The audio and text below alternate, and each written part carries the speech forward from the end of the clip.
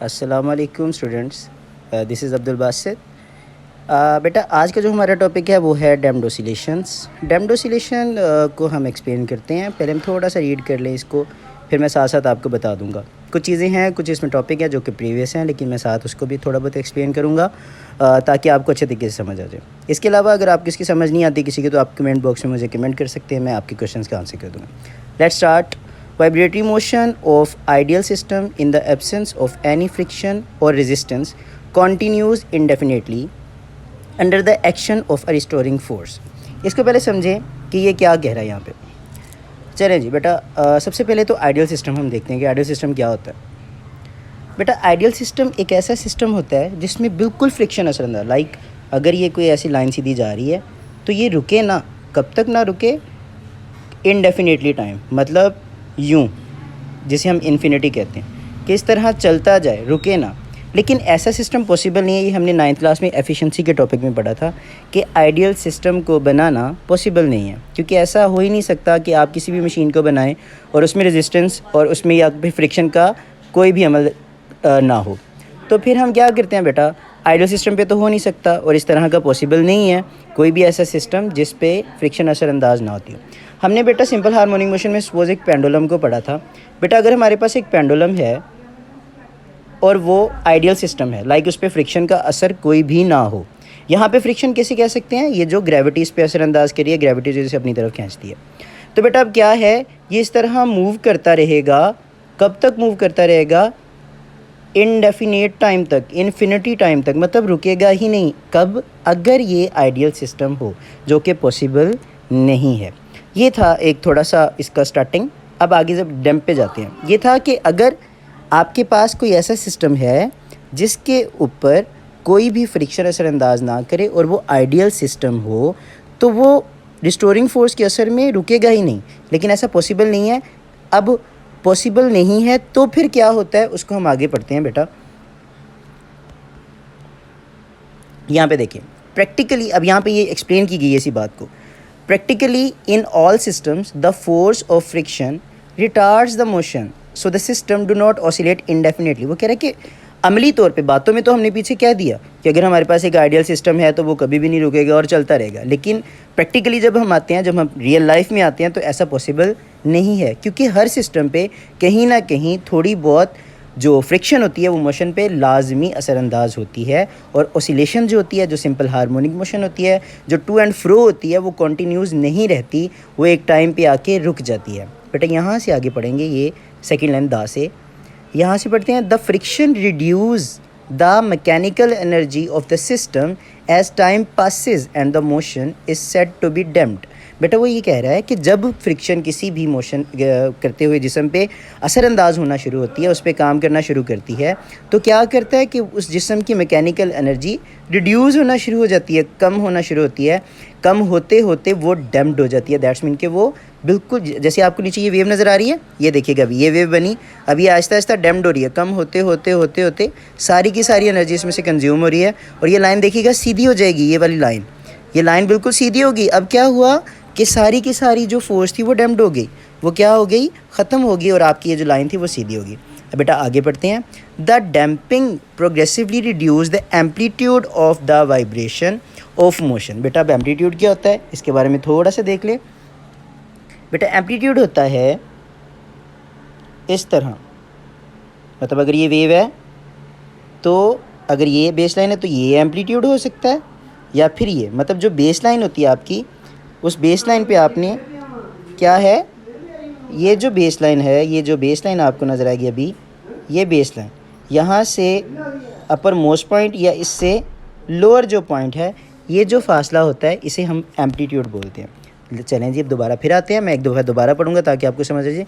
This damping progressively reduce the amplitude of the vibration of motion. जैसे आपको ये नज़र आ रहा है नीचे देखिए बेटा, उसकी अब एग्जांपल दी गई है इसी की कि हम इसे प्रैक्टिकली लाइफ में कहाँ पे इस्तेमाल करते हैं डैम्प्ड को। डैम्प्ड करता क्या है कि किसी भी वेव का एम्पलीट्यूड बढ़ा, फिर आगे छोटा, फिर और छोटा, फिर और छोटा, फिर और छोटा होते होते ख़त्म हो जाता है। जैसे कि अगर सपोज़ हमारे पास एक ड्रम है, हम ड्रम पे स्ट्राइक करें, मतलब किसी चीज़ से उसे पीटें, तो आपको उसमें से आवाज़ आती है। वो आवाज़ पहले ज़्यादा फिर आहिस्ता ऐसे होती होती है एंड पे क्या हो जाती है, ख़त्म हो जाती है, दैट्स मीन वो डैम्प्ड हो जाती है। अब बेटा शॉक एब्जॉर्बर, ये जिसे हम बाइक्स में आम रूटीन में जो हमारी जो यहाँ पे अवामी ज़ुबान बोली जाती है, इसमें हम इसे शाखें बोलते हैं, जो बाइक की या फिर गाड़ियों की होती हैं।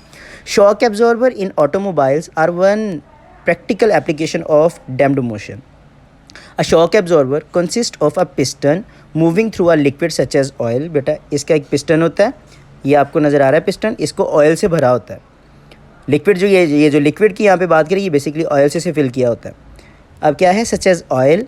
The upper part of the shock absorber is firmly attach to the body of the car. ये जो ऊपर वाला हिस्सा है, ये वाला, ये कार के साथ अटैच होता है, और नीचे वाला हिस्सा कहाँ पे होता है, to the body of the car. When the car travels over a bump on the road, the car may vibrate violently. बेटा जब भी ये किसी उबड़ खाबड़ रास्ते पे जाती है, टेढ़े मेढ़े रास्ते पे जाती है, तो क्या होता है, शॉक्स आते हैं गाड़ी को। तो वो शॉक्स कहाँ जाते हैं, अंदर बैठा बंदा तो फिर उछल के लगे, अगर वो शॉक डायरेक्ट लग जाए, जैसा कि हमारे आजकल पाकिस्तान के रोड है, तो वो उछल के गिरे। लेकिन ऐसा नहीं होता, बैठा हुआ गाड़ी पे हल्का सा जंप आता है, हम वहीं पे अपनी सीट पे बैठे रहते हैं। अब होता क्या उसमें, the shock absorber damped these vibrations and convert their energy into heat energy of the oil dust. बेटा आप लोगों ने law of conservation of energy पढ़ा हुआ है, या हमने intra conversion of energy 9th में पढ़ा था। उसमें हमने क्या पढ़ा था कि एनर्जी एक फॉर्म से दूसरे फॉर्म में तब्दील हो जाती है, ख़त्म नहीं होती।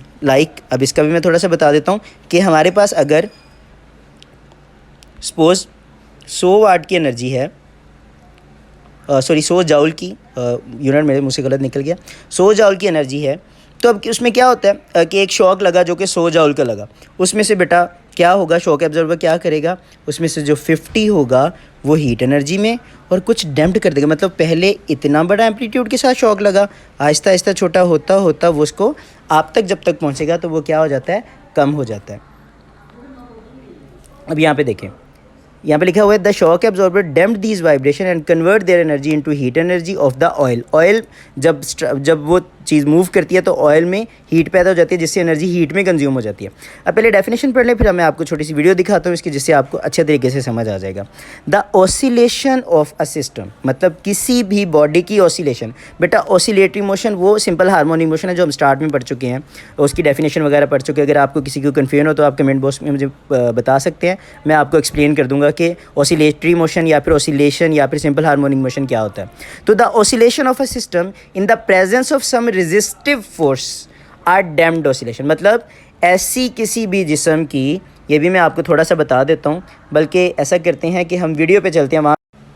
अस्सलाम वालेकुम students, this is Abdul Basit. बेटा आज का जो हमारा टॉपिक है वो है डैम्प्ड ऑसिलेशंस। डैम्प्ड ऑसिलेशन को हम एक्सप्लेन करते हैं। पहले हम थोड़ा सा रीड कर लें इसको, फिर मैं साथ साथ आपको बता दूंगा। कुछ चीज़ें हैं, कुछ इसमें टॉपिक है जो कि प्रीवियस हैं, लेकिन मैं साथ उसको भी थोड़ा बहुत एक्सप्लेन करूंगा ताकि आपको अच्छे तरीके से समझ आ जाए। इसके अलावा अगर आप किसकी समझ नहीं आती किसी की, तो आप कमेंट बॉक्स में मुझे कमेंट कर सकते हैं, मैं आपके क्वेश्चन का आंसर कर दूँगा। Let's start. Vibratory motion of ideal system in the absence of any friction or resistance continues indefinitely under the action of a restoring force. इसको पहले समझें कि ये क्या कह रहा है यहाँ पे। चलें जी बेटा, सबसे पहले तो आइडियल सिस्टम हम देखते हैं कि आइडियल सिस्टम क्या होता है। बेटा आइडियल सिस्टम एक ऐसा सिस्टम होता है जिसमें बिल्कुल फ्रिक्शन असरअंदाज, लाइक अगर ये कोई ऐसी लाइन सीधी जा रही है तो ये रुके ना, कब तक ना रुके, इनडेफिनेटली टाइम, मतलब यूँ, जिसे हम इन्फिनिटी कहते हैं, कि इस तरह चलता जाए, रुके ना। लेकिन ऐसा सिस्टम पॉसिबल नहीं है। ये हमने 9th क्लास में एफिशिएंसी के टॉपिक में पढ़ा था कि आइडियल सिस्टम को बनाना पॉसिबल नहीं है, क्योंकि ऐसा हो ही नहीं सकता कि आप किसी भी मशीन को बनाएं और उसमें रेजिस्टेंस और उसमें या फिर फ्रिक्शन का कोई भी अमल ना हो। तो फिर हम क्या करते हैं बेटा, आइडियल सिस्टम पे तो हो नहीं सकता, और इस तरह का पॉसिबल नहीं है कोई भी ऐसा सिस्टम जिस पे फ्रिक्शन असरअंदाज ना होती हो। हमने बेटा सिंपल हार्मोनिक मोशन में सपोज एक पेंडुलम को पढ़ा था। बेटा अगर हमारे पास एक पेंडुलम है और वो आइडियल सिस्टम है, लाइक उस पर फ्रिक्शन का असर कोई भी ना हो। यहाँ पे फ्रिक्शन कैसे कह सकते हैं, ये जो ग्रेविटी इस पर असरअंदाज करिए, ग्रेविटी जैसे अपनी तरफ खींचती है। तो बेटा अब क्या है, ये इस तरह मूव करता रहेगा। कब तक मूव करता रहेगा, इनडेफिनेट टाइम तक, इन्फिनिटी टाइम तक, मतलब रुकेगा ही नहीं। कब, अगर ये आइडियल सिस्टम हो, जो कि पॉसिबल नहीं है। ये था एक थोड़ा सा इसका स्टार्टिंग। अब आगे जब डैम्प पे जाते हैं, ये था कि अगर आपके पास कोई ऐसा सिस्टम है जिसके ऊपर कोई भी फ्रिक्शन असरअंदाज ना करे और वो आइडियल सिस्टम हो, तो वो रिस्टोरिंग फोर्स के असर में रुकेगा ही नहीं। लेकिन ऐसा पॉसिबल नहीं है। अब पॉसिबल नहीं है तो फिर क्या होता है, उसको हम आगे पढ़ते हैं बेटा।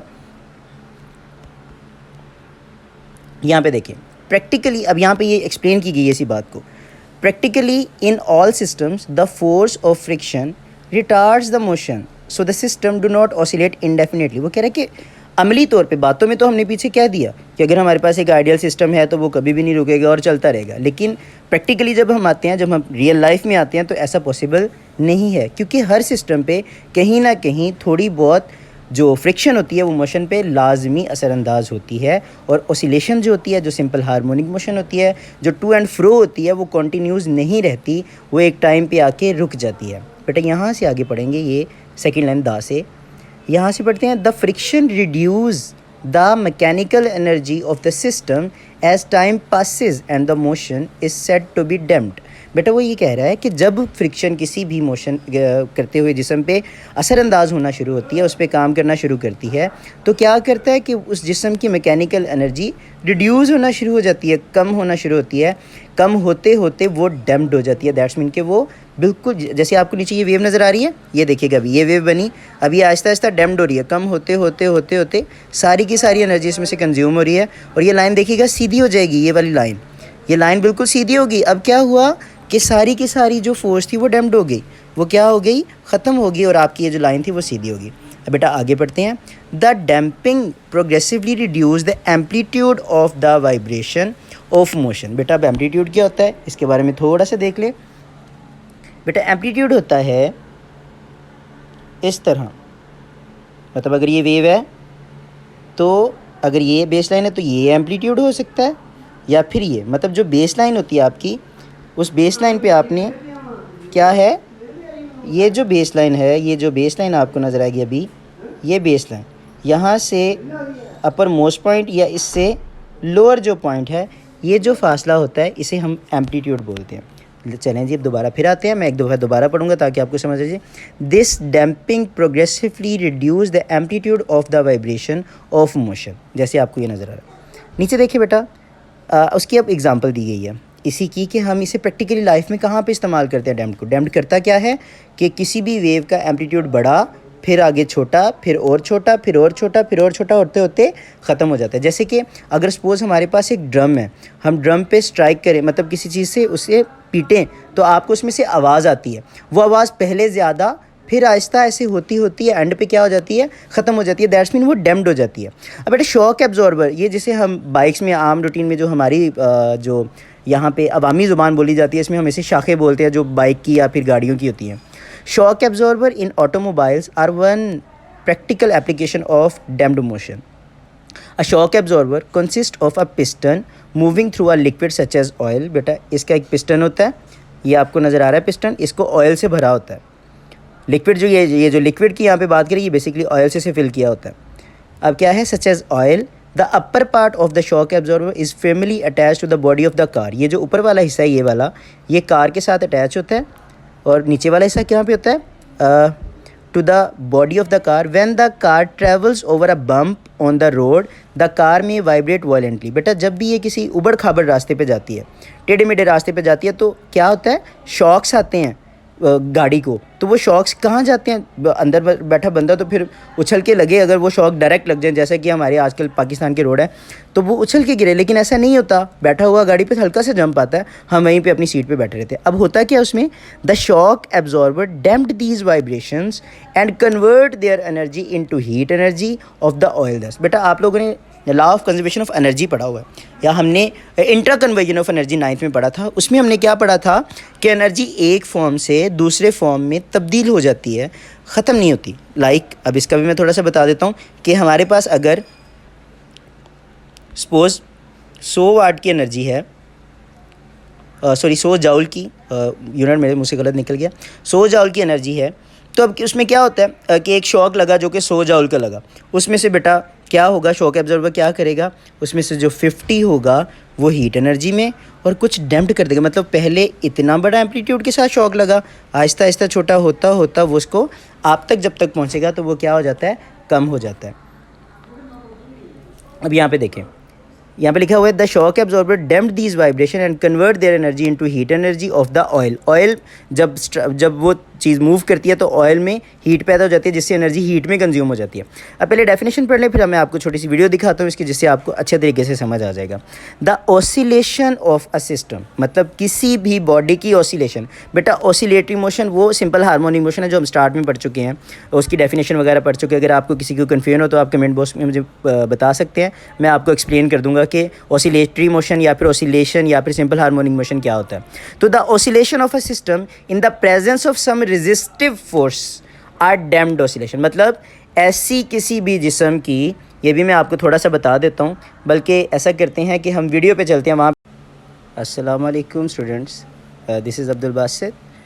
बेटा आज का जो हमारा टॉपिक है वो है डैम्प्ड ऑसिलेशंस। डैम्प्ड ऑसिलेशन को हम एक्सप्लेन करते हैं। पहले हम थोड़ा सा रीड कर लें इसको, फिर मैं साथ साथ आपको बता दूंगा। कुछ चीज़ें हैं, कुछ इसमें टॉपिक है जो कि प्रीवियस हैं, लेकिन मैं साथ उसको भी थोड़ा बहुत एक्सप्लेन करूंगा ताकि आपको अच्छे तरीके से समझ आ जाए। इसके अलावा अगर आप किसी समझ नहीं आती किसी की, तो आप कमेंट बॉक्स में मुझे कमेंट कर सकते हैं, मैं आपके क्वेश्चन का आंसर कर दूँगा। Let's start. Vibratory motion of ideal system in the absence of any friction or resistance continues indefinitely under the action of a restoring force. इसको पहले समझें कि ये क्या कह रहा है यहाँ पे।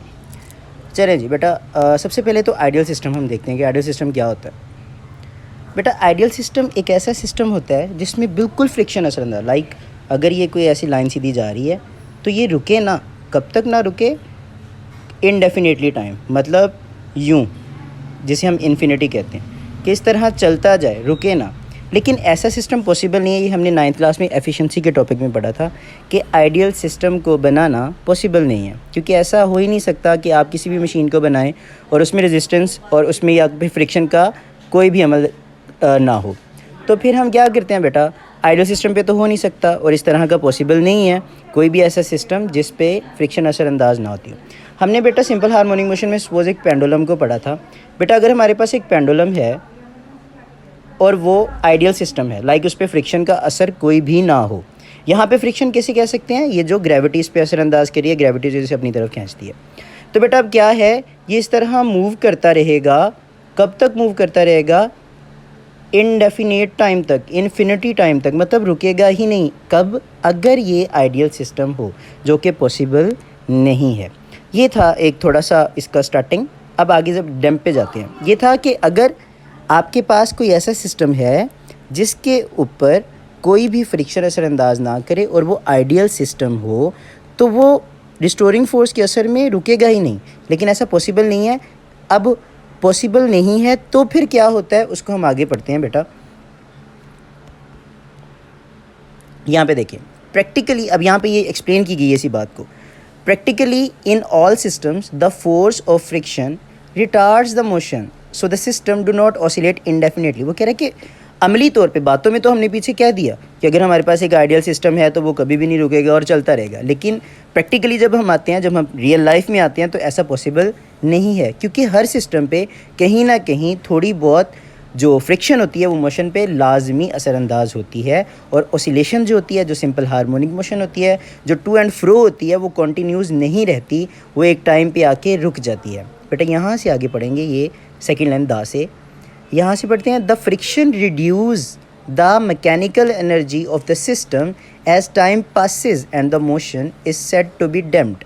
बेटा वो ये कह रहा है कि जब फ्रिक्शन किसी भी मोशन करते हुए जिस्म पे असरअंदाज होना शुरू होती है, उस पर काम करना शुरू करती है, तो क्या करता है कि उस जिस्म की मैकेनिकल एनर्जी रिड्यूस होना शुरू हो जाती है, कम होना शुरू होती है। कम होते होते वो डैम्प्ड हो जाती है। दैट्स मीन कि वो बिल्कुल, जैसे आपको नीचे ये वेव नज़र आ रही है, ये देखिएगा अभी ये वेव बनी, अभी आहिस्ता आहिस्ता डैम्प्ड हो रही है। कम होते होते होते होते सारी की सारी एनर्जी इसमें से कंज्यूम हो रही है और ये लाइन देखिएगा सीधी हो जाएगी। ये वाली लाइन, ये लाइन बिल्कुल सीधी होगी। अब क्या हुआ कि सारी की सारी जो फोर्स थी वो डैम्प्ड हो गई, वो क्या हो गई, ख़त्म हो गई, और आपकी ये जो लाइन थी वो सीधी होगी। अब बेटा आगे पढ़ते हैं। The damping progressively reduce the amplitude of the vibration of motion. बेटा अब एम्पलीट्यूड क्या होता है, इसके बारे में थोड़ा सा देख ले। बेटा एम्पलीट्यूड होता है इस तरह, मतलब अगर ये वेव है तो अगर ये बेस लाइन है तो ये एम्पलीट्यूड हो सकता है, या फिर ये, मतलब जो बेस लाइन होती है आपकी, उस बेस लाइन पे आपने क्या है, ये जो बेस लाइन है, ये जो बेस लाइन आपको नज़र आएगी अभी, ये बेस लाइन यहाँ से अपर मोस्ट पॉइंट या इससे लोअर जो पॉइंट है, ये जो फासला होता है इसे हम एम्पलीट्यूड बोलते हैं। चलें जी, अब दोबारा फिर आते हैं। मैं एक दफ़ा दोबारा पढ़ूंगा ताकि आपको समझ आ जाए। This damping progressively reduce the amplitude of the vibration of motion. जैसे आपको ये नज़र आ रहा है नीचे देखिए बेटा, उसकी अब एग्जांपल दी गई है इसी की कि हम इसे प्रैक्टिकली लाइफ में कहाँ पे इस्तेमाल करते हैं डैम्प्ड को। डैम्प्ड करता क्या है कि किसी भी वेव का एम्पलीट्यूड बढ़ा, फिर आगे छोटा, फिर और छोटा, फिर और छोटा, फिर और छोटा होते होते ख़त्म हो जाता है। जैसे कि अगर सपोज़ हमारे पास एक ड्रम है, हम ड्रम पे स्ट्राइक करें, मतलब किसी चीज़ से उसे पीटें, तो आपको उसमें से आवाज़ आती है। वो आवाज़ पहले ज़्यादा, फिर आहिस्ता ऐसे होती होती है एंड पे क्या हो जाती है, ख़त्म हो जाती है। दैट्स मीन वो डैम्प्ड हो जाती है। अब बेटा शॉक एब्जॉर्बर, ये जिसे हम बाइक्स में आम रूटीन में जो हमारी जो यहाँ पे अवामी ज़ुबान बोली जाती है, इसमें हम इसे शाखें बोलते हैं, जो बाइक की या फिर गाड़ियों की होती हैं। Shock absorber in automobiles are one practical application of damped motion. A shock absorber consist of a piston moving through a liquid such as oil. बेटा इसका एक पिस्टन होता है, ये आपको नज़र आ रहा है पिस्टन, इसको ऑयल से भरा होता है। लिक्विड जो ये जो लिक्विड की यहाँ पे बात करें, ये बेसिकली ऑयल से फिल किया होता है। अब क्या है, such as oil. The upper part of the shock absorber is firmly attach to the body of the car. ये जो ऊपर वाला हिस्सा है, ये वाला, ये कार के साथ अटैच होता है। और नीचे वाला हिस्सा कहाँ पे होता है, to the body of the car. When the car travels over a bump on the road the car में वाइब्रेट वायलेंटली। बेटा जब भी ये किसी उबड़ खाबड़ रास्ते पे जाती है, टेढ़े मेढ़े रास्ते पे जाती है, तो क्या होता है, शॉक्स आते हैं गाड़ी को। तो वो शॉक्स कहाँ जाते हैं, अंदर बैठा बंदा तो फिर उछल के लगे, अगर वो शॉक डायरेक्ट लग जाए, जैसे कि हमारे आजकल पाकिस्तान के रोड है, तो वो उछल के गिरे। लेकिन ऐसा नहीं होता, बैठा हुआ गाड़ी पे हल्का सा जंप आता है, हम वहीं पे अपनी सीट पे बैठे रहते हैं। अब होता क्या उसमें, the shock absorber damped these vibrations and convert their energy into heat energy of the oil dust. बेटा आप लोगों ने law of conservation of energy पढ़ा हुआ है, या हमने intra conversion of energy 9th में पढ़ा था। उसमें हमने क्या पढ़ा था कि एनर्जी एक फॉर्म से दूसरे फॉर्म में तब्दील हो जाती है, ख़त्म नहीं होती। लाइक अब इसका भी मैं थोड़ा सा बता देता हूँ कि हमारे पास अगर सपोज़ 100 वाट की एनर्जी है, 100 जाउल की, यूनिट मेरे मुँह से गलत निकल गया, 100 जाउल की एनर्जी है, तो अब उसमें क्या होता है कि एक शॉक लगा जो कि 100 जाउल का लगा, उसमें से बेटा क्या होगा, शॉक एब्जॉर्बर क्या करेगा, उसमें से जो 50 होगा वो हीट एनर्जी में और कुछ डैम्प्ड कर देगा। मतलब पहले इतना बड़ा एम्पलीट्यूड के साथ शॉक लगा, आहिस्ता आहिस्ता छोटा होता होता वो उसको आप तक जब तक पहुंचेगा तो वो क्या हो जाता है, कम हो जाता है। अब यहाँ पे देखें, यहाँ पे लिखा हुआ है the shock absorber damped these vibration and convert their energy into heat energy of the oil. Oil जब वो चीज़ मूव करती है तो ऑयल में हीट पैदा हो जाती है, जिससे एनर्जी हीट में कंज्यूम हो जाती है। अब पहले डेफिनेशन पढ़ लें, फिर मैं आपको छोटी सी वीडियो दिखाता हूँ इसकी, जिससे आपको अच्छे तरीके से समझ आ जाएगा। The oscillation of a system, मतलब किसी भी बॉडी की ऑसिलेशन। बेटा ऑसिलेटरी मोशन वो सिंपल हार्मोनिक मोशन है जो हम स्टार्ट में पढ़ चुके हैं, उसकी डेफिनेशन वगैरह पढ़ चुके हैं। अगर आपको किसी को कन्फ्यूजन हो तो आप कमेंट बॉक्स में मुझे बता सकते हैं, मैं आपको एक्सप्लेन कर दूंगा कि ऑसिलेटरी मोशन या फिर ऑसिलेशन या फिर सिंपल हार्मोनिक मोशन क्या होता है।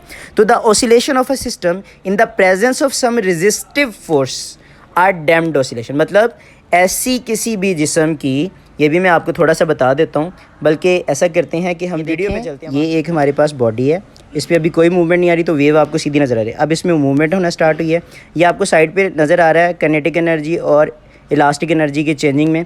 बेटा ये एक बॉडी है, ये अपनी मेन पोजीशन से टू एंड फ्रो जा रही है, आगे और पीछे, और आहिस्ता आहिस्ता डैम्प्ड हो रही है। लाइक आहिस्ता आहिस्ता इसकी रिस्टोरिंग फोर्स कंज्यूम हो रही है, और ये बॉडी की आप वेव देख रहे हैं, जो ऊपर वेव बन रही है वो आहिस्ता आहिस्ता छोटी हो रही है, उसका एम्पलीट्यूड छोटा हो रहा है। तो ये एक मूवमेंट है जो कि डैम्प्ड हो रही है, कि स्टार्ट वो बड़े एम्पलीट्यूड से हुआ था, फिर आहिस्ता आहिस्ता उसका एम्पलीट्यूड छोटा होता जा रहा है। अभी आप देख रहे हैं कि इसकी क्या मूवमेंट एक स्लो भी हो रही है, साथ में इसका जो डिस्टेंस है वो भी कम तय हो रहा है, उससे फिर जो बनने वाला एम्पलीट्यूड है वो भी कम पैदा हो रहा है। ये बेटा अब हम उसकी डेफिनेशन को गौर करें अगर ऑसिलेशन की, तो वो ये जो सामने मोशन आपको नज़र आ रही है, ये ऑसिलेटरी मोशन हो रही थी। कौन सी मोशन हो रही थी?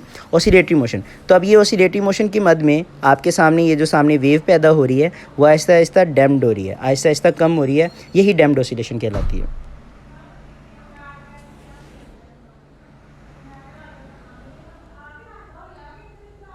जी देखें, ये एक और एग्जांपल है जिसमें हम एनर्जी को चेंज करके देखेंगे कि इसमें डैम्प, ये हमने एक एनर्जी इसको प्रोवाइड की, तो आपको ये सामने एक स्प्रिंग में मूवमेंट होती है, ओसिलेटरी मोशन हो रही है और साथ में आपको वेव बनती नज़र आ रही है। आप देख रहे होंगे कि पहले जो वेव है वो बड़ी है, फिर वेव का साइज़ छोटा होता होता एंड पे देख रहे हैं आपकी बिल्कुल इसका एम्पलीट्यूड स्मॉल होता जा रहा है और होते होते ये अब क्या है, एंडिंग पे पहुंच गया, मतलब ये डैम्प्ड होगी। पहले स्टार्ट पे एम्पलीट्यूड ज़्यादा, फिर आहिस्ता आहिस्ता छोटा और होते होते ख़त्म। अब बेटा हम थोड़ी सी एनर्जी ज़्यादा प्रोवाइड करेंगे जिससे एम्पलीट्यूड ज़्यादा बनेगा और डैम्प्ड होने में देर लगे, मतलब आपको ये थोड़ा पहले एम्पलीट्यूड बड़ा नज़र आया, फिर वो आहिस्ता आहिस्ता छोटा होते होते ये चेंज हो रहा है। हाँ, हमने इसी वेव पे एक और एनर्जी को अप्लाई करेंगे कि उस एनर्जी के नतीजे में इसके एम्पलीट्यूड में क्या फ़र्क आता है, कि ज़्यादा एनर्जी दें तो डैम्प्ड होने में कितना टाइम लगता है, कम एनर्जी दें तो डैम्प्ड होने में कितना टाइम लगता है, ये देखेंगे। अभी हम उसी वेव के ऊपर एक और वेव लेकिन एनर्जी को थोड़ा सा ज़्यादा करके दिखाएंगे। हमने एनर्जी की वैल्यू ज़्यादा की, आप देख रहे हैं कि ये स्प्रिंग ज़्यादा नीचे को गया, वेव का जो एम्पलीट्यूड बन रहा है वो ज़्यादा बड़ा बन रहा है। जब एम्पलीट्यूड बेटा ज़्यादा बड़ा बन रहा है तो आप देख रहे हैं कि वेव ज़्यादा दूर तक जा रही है। यहाँ पे जो दूसरी पिछली वाली वेव थी जो कम एनर्जी की थी वो यहाँ पे जाके कंप्लीटली तौर पे डैम्प्ड हो गई थी, रेजिस्टिव फोर्स सारी उसके ऊपर लग गई थी और वो बिल्कुल सीधी हो गई थी। लेकिन ये क्या कर रही है, यहाँ तक छोटा सा एम्पलीट्यूड दे के फिर ये रुकी है। दैट्स मीन एनर्जी का या फिर जो इसके ऊपर अप्लाई होने वाला क्या उसे कहते हैं एनर्जी है, वो इसके एम्पलीट्यूड को बड़ा कर देती है, जिससे क्या होता है